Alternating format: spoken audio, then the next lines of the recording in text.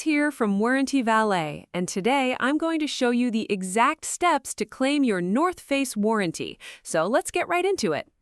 Head to our North Face page via the link in the description or just search Warranty Valet online. Once you're there, you'll see the whole process laid out in 3 clear steps. And before you touch anything, scroll down and read through the What's Covered and What's Not Covered section. Seriously, 2 minutes there can save you a whole lot of frustration later.